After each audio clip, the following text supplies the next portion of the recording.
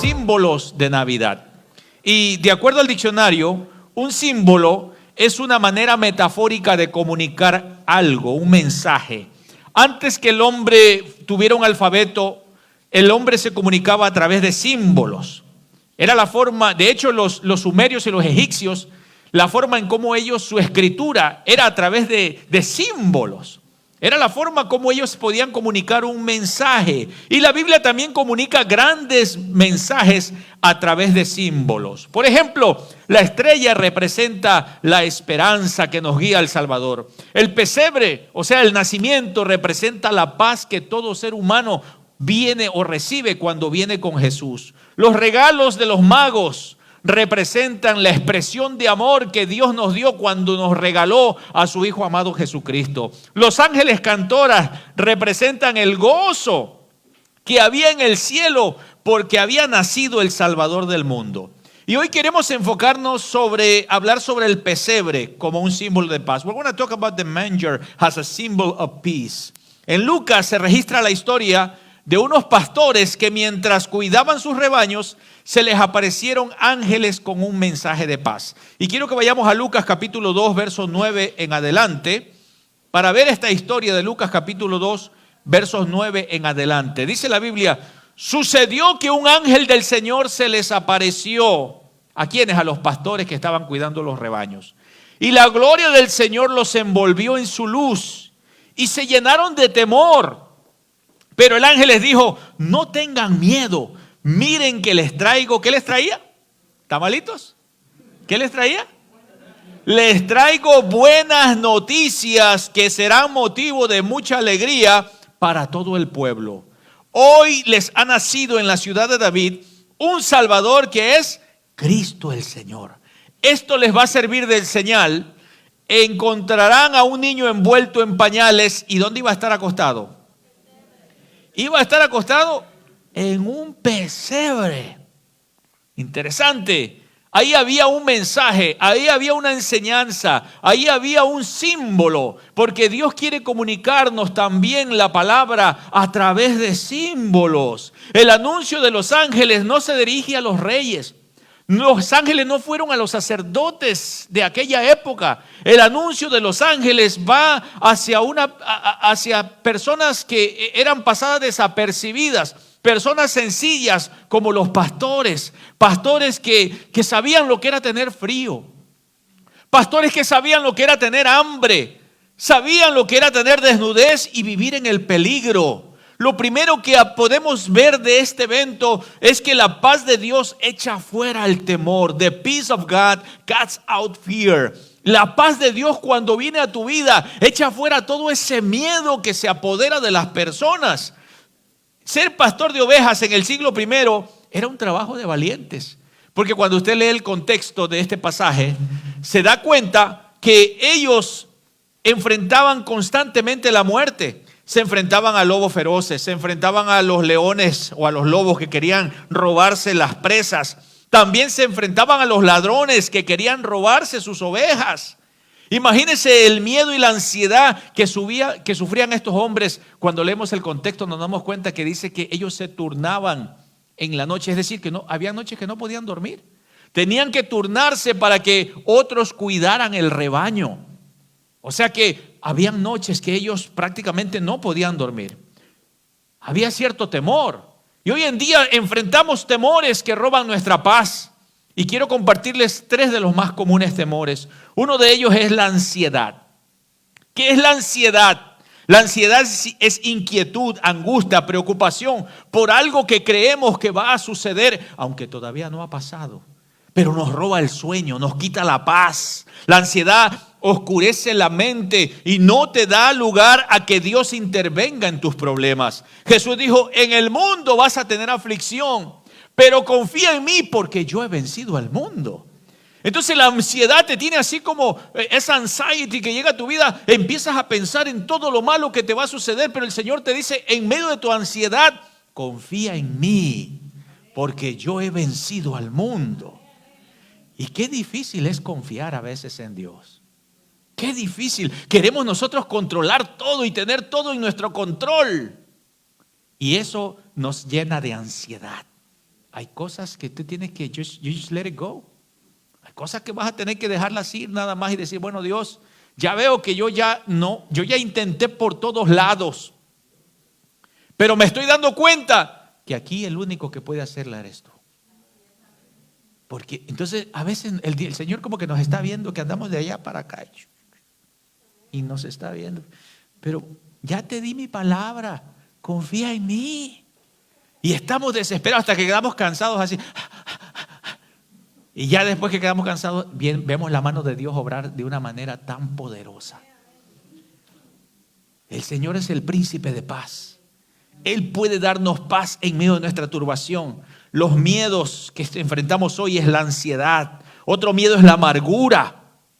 Ese es otro de los enemigos que nos roban la paz, la amargura. Esta se expresa en una personalidad que está resentida, que hay crítica, que hay indiferencia, que a veces es hasta desagradable. La amargura crece en nosotros como un cáncer.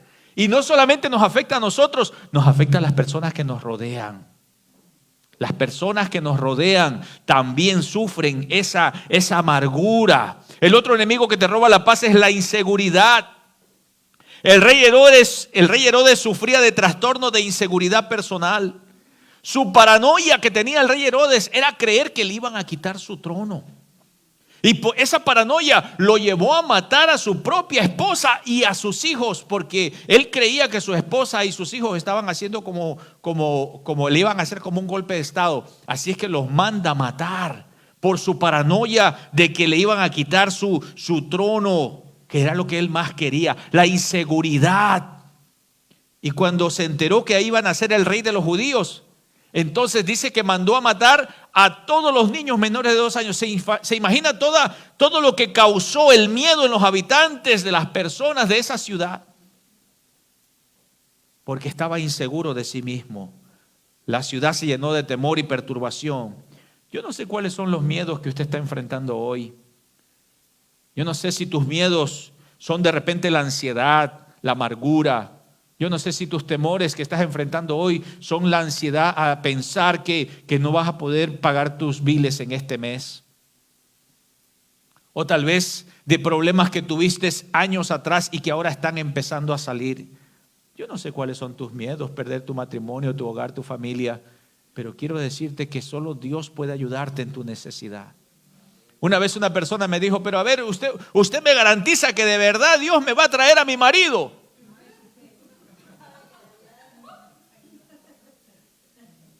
Yo le dije, yo no le puedo garantizar que Dios le va a traer su marido.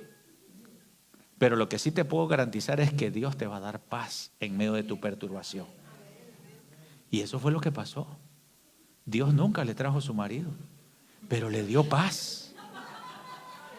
Porque la pobre estaba sufriendo, que no podía, pero Dios le dio paz. A veces las cosas se pueden arreglar, a veces no. Pero lo importante, hermano, que Dios te da paz en tu problema. Eso es lo más importante, que cuando está el problema, está la necesidad y todo eso, Dios te dé paz. Eso es lo más importante. Ya después las otras cosas Dios las va resolviendo. Si la ansiedad o la amargura o el temor está tomando tu vida, I want you to know that the peace of peace is here. El príncipe de paz está aquí en medio nuestro. Solamente está una mano de ti, de decirle, Señor, dame paz. A veces no hay tanto que pedir por el problema que tienes, porque ya Dios lo sabe. A veces hay que pedirle paz para poder pasar esa situación que estás viviendo. Isaías 9:6 dice, porque un niño nos es nacido, un hijo nos es dado y se llamará su nombre admirable, consejero, Dios fuerte, Padre eterno. Y luego dice, príncipe de paz. Wow, qué tremendo sería vivir en un lugar donde todo lo que haya es paz. Que cuando los maridos llegan a la casa hay una paz increíble adentro de la casa. Llegas, prendes tu televisión a ver tu partido, tu último del mundial. Prendes tranquilo, vea. Y hay una paz increíble. Qué rico eso, ¿no? Yo no sé qué es, por qué se ríen, la verdad. Pero bueno, Creo que dije alguna broma por ahí. Existen 3 clases de paz. Una es la paz espiritual. Y esta es cuando usted está en paz con Dios. Cuando usted ha roto esas cadenas que han atado a su vida, las cadenas del pecado. No hay nada mejor que saber que sus pecados han sido perdonados y que ahora usted está en paz con Dios. Eso es lo más maravilloso.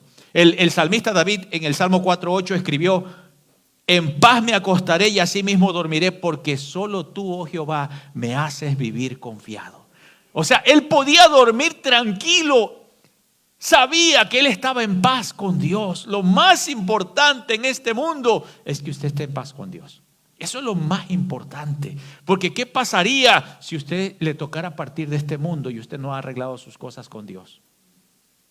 Oh, eso puede ser fatal. Uno no sabe en qué momento uno puede fallecer. Uno piensa que solamente los viejitos se van a morir. No es cierto. Uno te puedes caer, te puedes estrellar, te puedes estar comiendo algo y te puedes hacer un shock ahí. Muchas cosas, uno puede fallecer en cualquier momento. ¿Y qué va a pasar si no estás en paz con Dios? Arregla las cosas con Dios. Pídele perdón por tus pecados. Busca al Señor todos los días. Lo más importante es estar en paz con Dios. La otra paz es la paz emocional. Y esto es cuando usted está en paz con usted mismo. A veces nosotros somos bombardeados de pensamientos y voces negativas sobre nosotros mismos. Donde esas voces te dicen: oye, hoy está feo. Porque mire las mujeres cuántas veces se cambiaron hoy de ropa. Porque, ay, te ves fea. No, usted no está fea. Como dijo por ahí mi esposa, a veces dice: no hay mujer fea, sino mal, que no está bien arregladita, pero ya cuando le pasan la pinturita y todo lo que le hacen, pues ya queda como nueva. O sea, a veces los pensamientos te llenan de ti mismo, pensamientos negativos que te hacen pensar que no sirves para nada. Esos pensamientos te roban la paz. Pero el problema de que de repente las personas hoy en día no tienen paz emocional. Te hacen sentir incapaces esos pensamientos o esas voces que te dicen que somos indignos, que no servimos para nada. Pero de nosotros depende que esas voces pasen a nuestro corazón. Porque todos los días vamos a escuchar esas voces. Son pensamientos del enemigo que te hacen pensar que tú nunca vas a lograr nada. Te hacen pensar que solo las demás personas pueden llegar alto. Y tú dices: es que esas personas porque nacieron en este país, que porque tienen carro, que porque tienen casa, que porque tienen... No, mi hermano. Mientras usted tenga a Dios, con Dios todo es posible. Con Dios todo es posible. Y poco a poco Dios te va a ir levantando conforme tú vas creyendo en Él y vas soltando esa confianza en Dios. Conforme usted va creyendo y va confiando en el Señor, usted va viendo la mano de Dios. Pero a veces dejamos que esos pensamientos negativos dañen nuestra mente. Martín Lutero dijo: no podemos evitar que las aves vuelen sobre nuestra cabeza, pero sí podemos evitar que las aves hagan nido en nuestra cabeza. Claro, usted no puede evitar si las aves van volando, usted no puede evitar que... Pero, óyeme, si te están haciendo nido, eso sí que ya sería terrible, que de repente usted venga a la iglesia con su nidito ahí de piojitos. Bueno, eso sí creo que puede haber. O sea, sería fatal que usted traiga ahí una gallinita con huevitos. O sea, es la misma forma como nosotros dejamos que esos pensamientos se queden aquí. Aquí los dejamos y lo estamos pensando y pensando y pensando y pensando, y ahí le estamos dando vuelta a esos pensamientos. Esos pensamientos negativos te roban el sueño, te roban la paz. Tienes que liberarte de esos, y sabes que cuando tú te liberas de esos queda un hueco. Entonces, para que ese hueco no quede, porque al quedar el hueco, ese pensamiento va a regresar.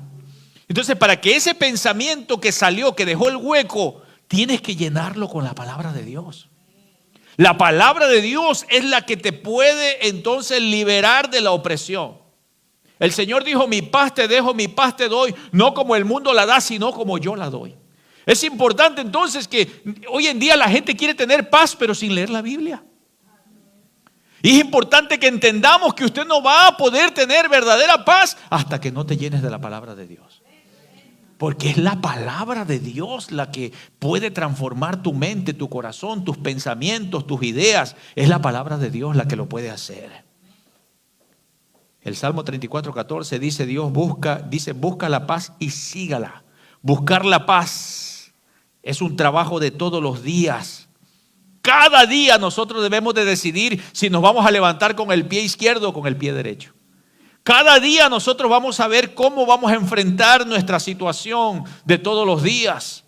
Entonces estamos hablando de paz espiritual, paz emocional, pero otra clase de paz es la paz relacional.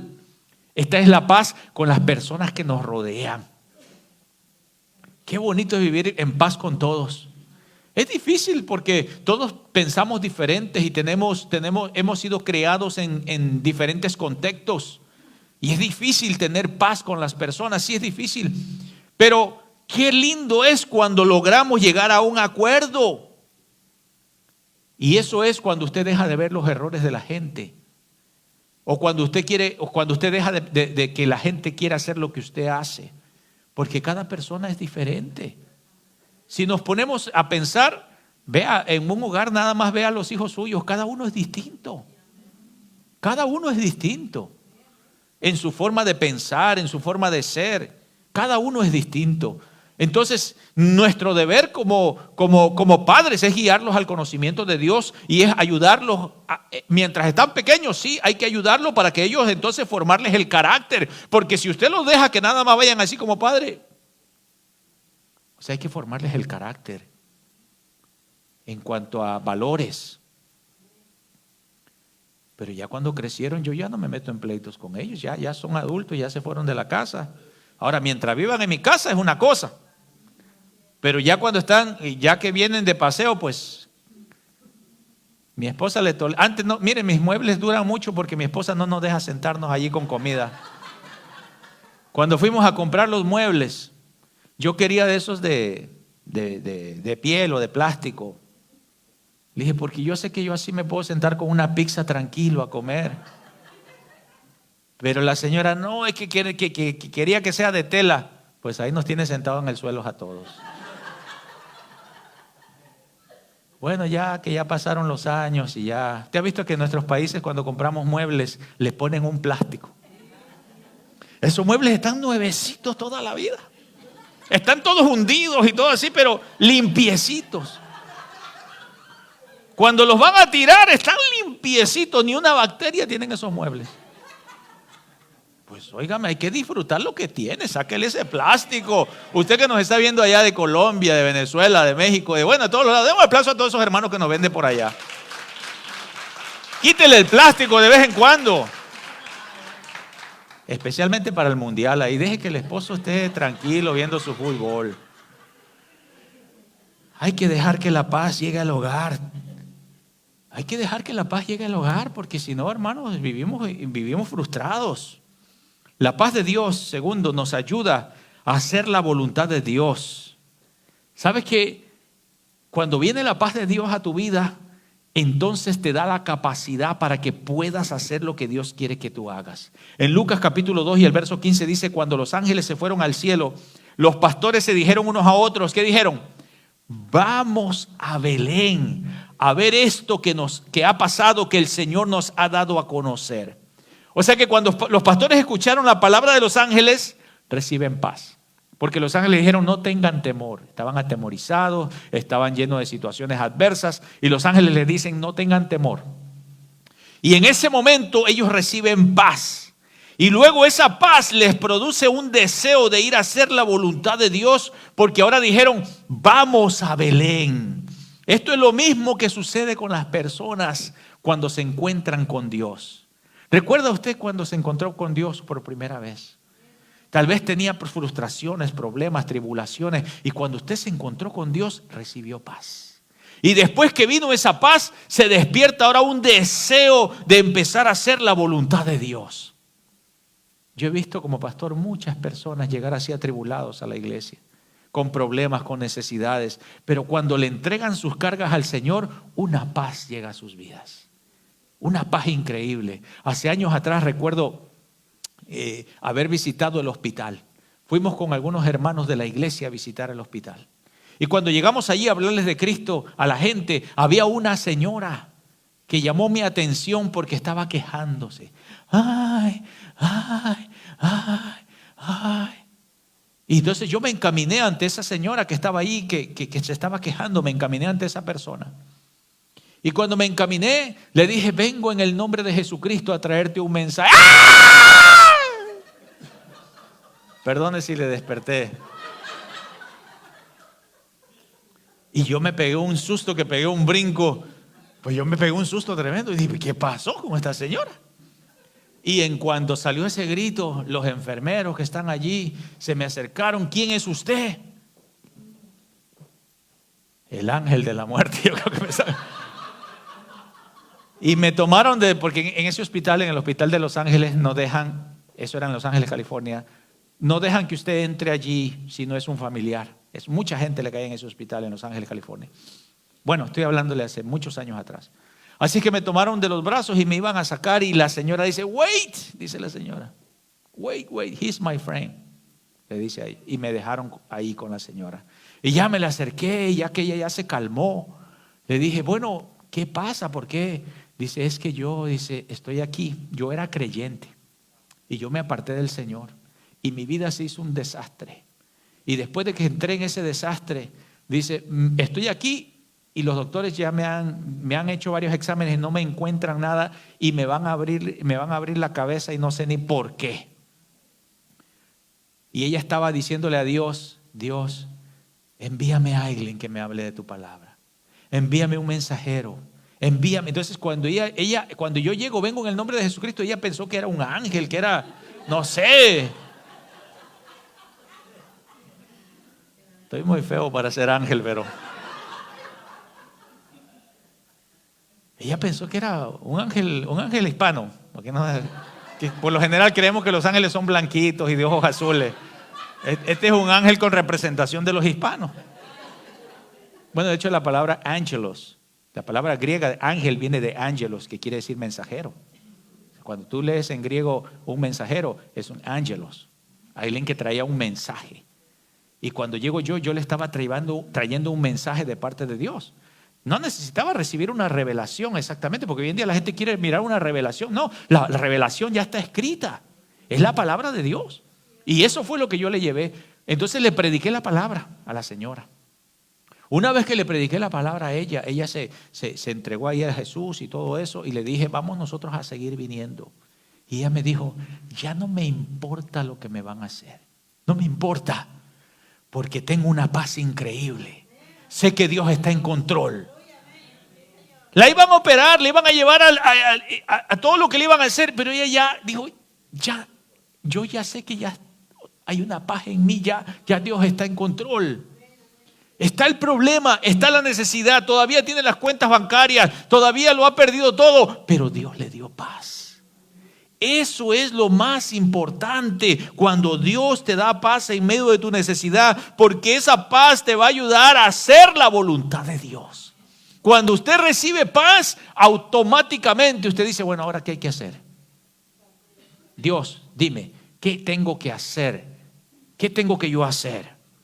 Los pastores pudieron haber puesto muchas excusas. Pudieron haber dicho, es que ya es muy tarde para ir al pesebre, para ir a buscar a Jesús. Y los pastores dijeron, vayan, van a encontrar a un niño en pañales y acostado en un pesebre.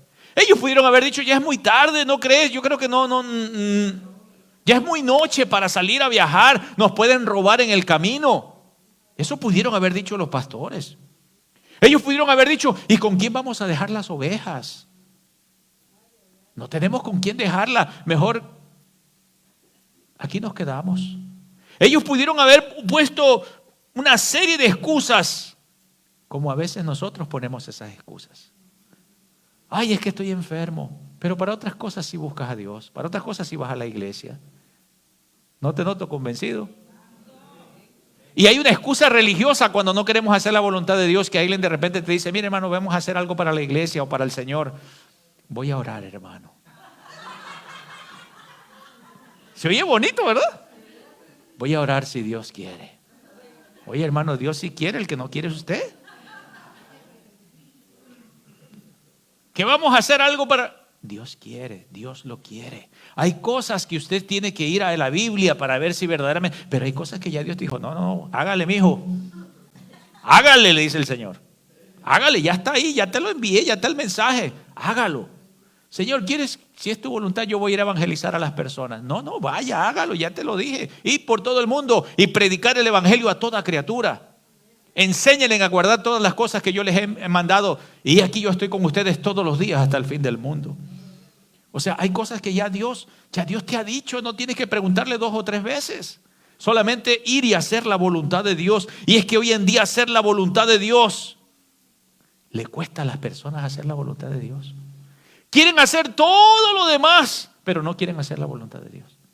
Todo lo demás, lo que le diga el doctor, lo que le diga fulano, lo que le diga sutano, lo que diga el influencer, todo lo que digan ellos, pero no lo que dice la palabra de Dios.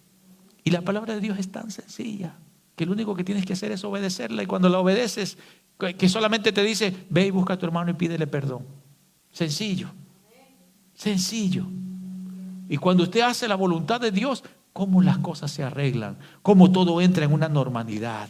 Para hacer la voluntad de Dios no es cuestión de pensarla 2 veces. Para hacer la voluntad de Dios no es cuestión de pensarla 2 veces, es cuestión de ordenar prioridades.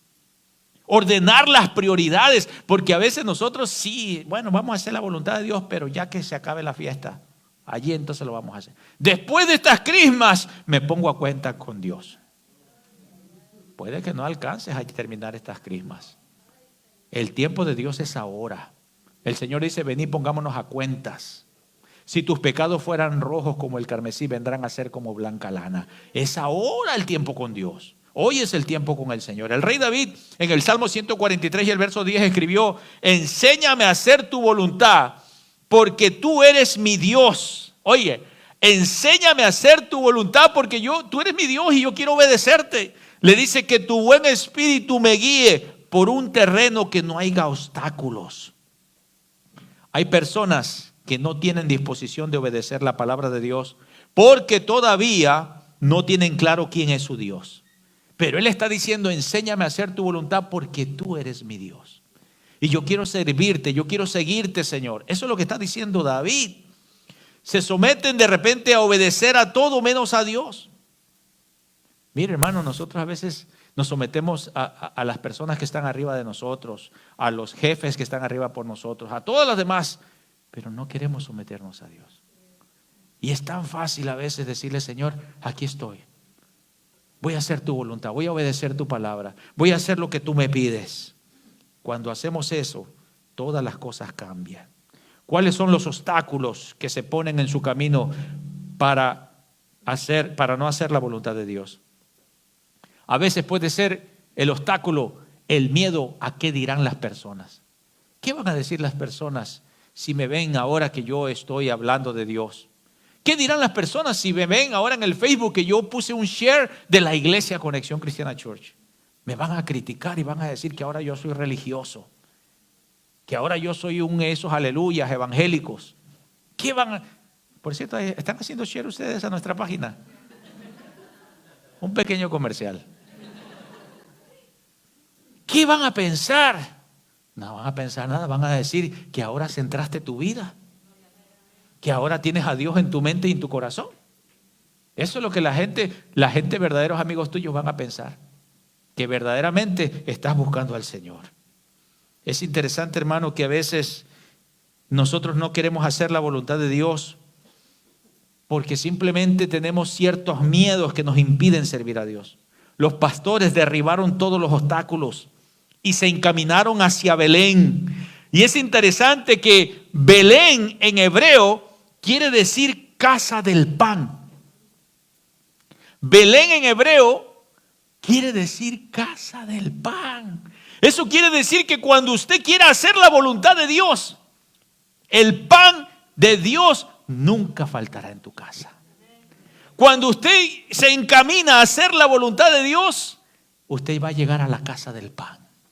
Es decir, que el pan de Dios, la misericordia de Dios, su palabra, su gracia, sus provisiones, todas estarán allí completas. Y no estoy hablando de provisiones porque Dios nos da lo necesario para vivir. Eso, Dios nos da lo necesario. No estoy hablando de provisiones así de que vas a tener una mansión y que vas a tener esto y que no. Lo importante es que Dios nos da lo necesario para vivir. Eso es lo más importante, que usted pueda estar bien, en paz con Dios. El sabio Salomón dijo: no he visto justo desamparado, ni su descendencia que mendigue pan. Cuando usted busca a Dios, Dios nunca te va a desamparar. Dios va a proveer para los tuyos, para tu casa, la bendición de Dios. Algo más que aprendemos de la historia de los pastores es que la paz de Dios te deja una experiencia que contar. El verso 16 de Lucas 2 dice: así que los pastores fueron deprisa y se encontraron a María y a José y al niño que estaba acostado en el pesebre. Y cuando vieron al niño, contaron. Oiga, cuando vieron al niño, ¿qué hicieron? O sea, primero vieron al niño y luego contaron lo que había dicho acerca de él. Y cuantos lo oyeron se asombraron de lo que los pastores decían. Es difícil que una persona se quede callado después de tener una tremenda experiencia. No podemos quedarnos callados. Los pastores no dijeron, ellos en cuanto vieron al niño confirmaron que ahí estaba Jesús envuelto en pañales en un pesebre. Si vemos la historia, el contexto de la historia dice que vinieron de todas las regiones de aquella época, porque era un censo que se estaba haciendo. Iban a contar a todas las personas y venían de todas las provincias. Así es que el pueblo estaba arrebatado de gente. No había lugar. Y resulta que Jesús le toca nacer en un pesebre. Y si usted sabe lo que es un pesebre, es un lugar donde comen los animales. Tuvieron que limpiar ese pesebre, arreglarlo así bonito como lo hizo aquí el hermano Willy. Bueno, él hizo una parte y ahí las otras personas la arreglaron. Y tuvieron que arreglarlo bonito para entonces poner ahí a Jesús.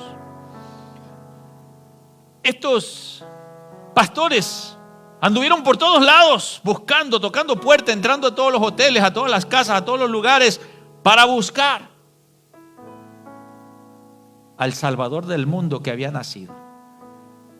Y tal vez uno de los pastores dijeron: oye, pero ¿por qué estamos tocando por acá si el ángel nos dijo claramente que iba a ser ¿dónde? En un pesebre. ¿Y dónde hay un pesebre?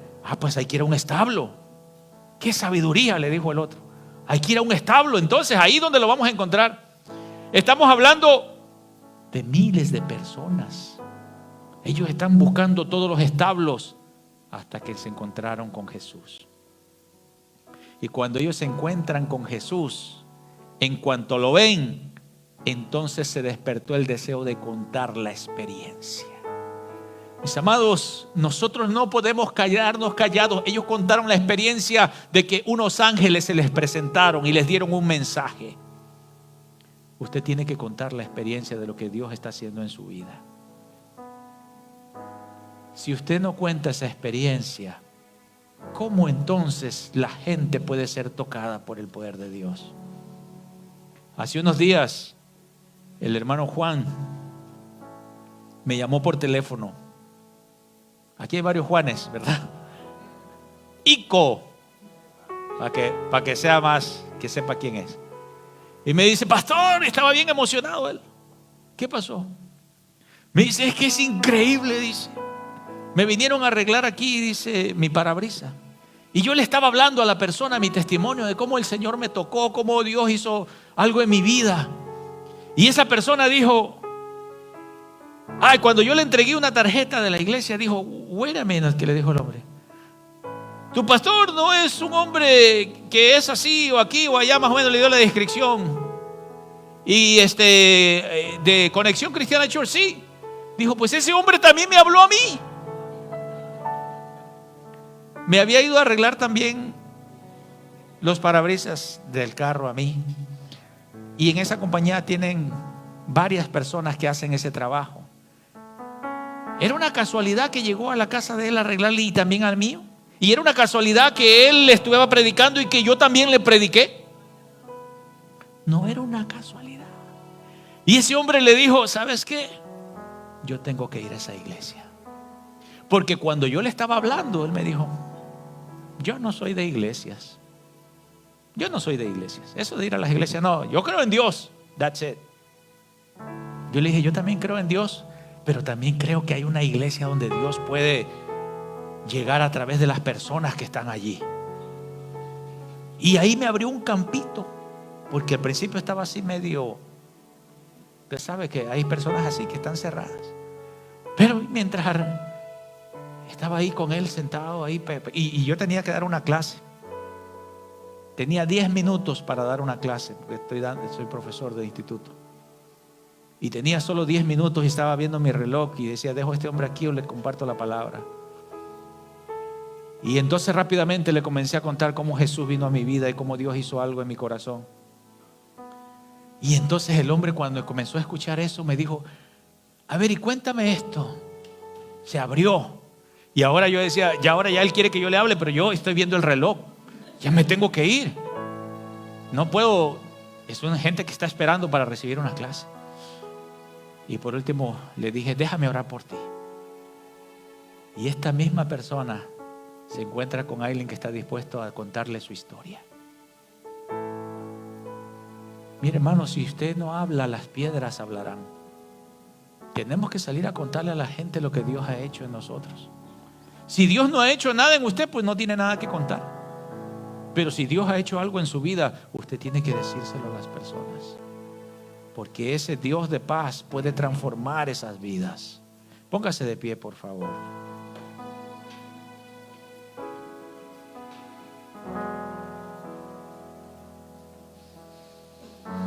¿Sabes que el mensaje de Dios puede traer paz en las vidas de las personas? El mensaje de Dios puede transformar las vidas de las personas. En Isaías 55:1 dice el Señor: así será mi palabra que sale de mi boca. No volverá a mí vacía, sino que hará el propósito por el cual yo la he enviado. ¿Sabes que cuando vemos este tiempo de Christmas, es nuestra gran oportunidad de compartir a Jesús? No se sienta en una mesa ahí y deje pasar desapercibido todo. Si usted es una persona que se porta bien, hable de Dios. Si usted es una persona que se porta mal, mejor no diga nada. Mejor no diga nada. Usted tiene malas actitudes, usted tiene o se emborracha ahí al final, mejor ni diga nada. Porque va a ser más mal que bien. Pero si usted es una persona tranquila, que se porta bien, que ama a Dios, comparta el mensaje. A veces yo he pensado si compartir un mensaje, porque a veces la gente pues no le gusta, se incomoda. Hace unos años llegamos con mi esposa, bueno, fue hace 2 o 3 años, creo que llegamos a ver un familiar de mi esposa, una amiga de mi esposa. Fuimos a México a visitar a los familiares, pero una amiga de ella les invitó a comer a la casa de ella. Eran como las 10 de la noche cuando fuimos. Yo no pensaba ir, pero a la larga yo la acompañé a mi esposa. Y llegamos allí y había tacos a esa hora. Y pues como yo me sacrifico, comimos a esa hora de la noche tacos, nos sentamos a comer. Y entonces en nuestra mente mi esposa y yo ya sabemos que estamos ahí con el propósito de compartirles el evangelio. Claro que en ese momento no sacamos una Biblia y que la Biblia, no, porque usted tiene que ser sabio para hablar de Dios. Cuenta tu historia de lo que Dios hizo en tu vida y ahí inicias. Y empezamos a compartir. Y mi esposa empezó primero. Ella empezó a decirle a ellos, porque era una amiga de su juventud, y le dijo: mira, yo intenté suicidarme varias veces, y en medio de todo eso Dios tocó mi corazón. Y mientras le hablábamos, el hijo de la señora dijo: Sabes que yo también tengo esos problemas. Yo me hago marcas. Y los padres se quedaron sorprendidos porque ellos no sabían lo que estaba pasando. Esa fue la impresión que recibimos. Es probable que ese joven pensaba que solamente él estaba pasando eso. Pero esa historia abrió el campo y llegó el momento que dijimos, vamos a la sala. Y nos tomamos de las manos, una familia ahí, y mi esposa y yo. Y empezamos a orar. Y el poder de Dios descendió en ese lugar. Fue tan poderoso el poder de Dios que estaban pidiéndose perdón entre padre e hijo, madre y esposo, y estaban pidiéndose perdón allí. Había una atmósfera que casi podíamos como percibir el perfume de Dios. El hombre llorando dice, ¿qué es esto que está aquí? Dice, yo siento algo aquí. Y esa es la presencia de Dios. Él no podía explicar ni podía entender. Yo podía percibir la presencia, porque cuando está la presencia de Dios en un lugar tú la puedes. Y él, una persona que nunca ha estado en ese environment, de repente empieza a sentir, dice, ¿qué es esto? Dice, hay algo aquí. La presencia de Dios. Cuando usted decide compartir el mensaje de Dios, usted invoca a Dios y la presencia de Dios llega ahí y respalda. Esa familia se entregó a Cristo ese día. Yo quiero invitarte que en estas Navidades, donde quiera que estés, abras tu boca y cuentes tu historia. Compartas el mensaje de salvación a esa gente que está allí. No sabes que nuestro trabajo es sembrar. En algunos lugares te van a aplaudir, te van a dar un abrazo, te van a decir gracias. En otros lugares te van a decir, get out of my house. No quiero escuchar. Haz las debidas precauciones, usa la sabiduría, pero permita que la palabra de Dios fluya.